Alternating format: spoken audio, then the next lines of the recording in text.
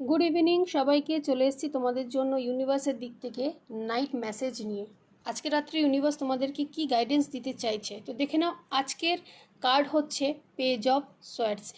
এই কার্ডের থ্রু কিন্তু ইউনিভার্স তোমাদেরকে বলতে চাইছে যে তোমার মনে প্রচুর কৌতূহল আর শেখার ইচ্ছে জেগে উঠেছে। তুমি হয়তো নতুন কোনো তথ্য, কোনো রহস্য বা সত্য খুঁজে পাবে আজকে রাত্রের মধ্যেই, যা তোমার জীবনের দৃষ্টিকে বদলে দিতে পারে।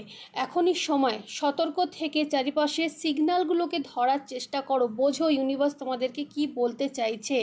কারো কথায় পুরো বিশ্বাস করো না, আগে নিজের মতো যাচাই করো সত্যটাকে, তারপরেই সেই রাস্তাতে ধীরে ধীরে এগিয়ে যাও।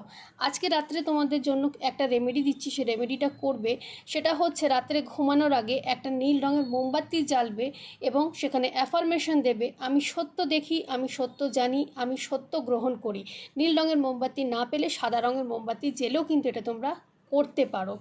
এনার্জিটাকে ক্লেম করার জন্য কিন্তু এখানে একটা কমেন্ট করতে ভুলবে না, ইয়েস। তো চলো আজকের ভিডিওটা এখানেই শেষ করলাম। সবাই সুস্থ থেকো, ভালো থেকো।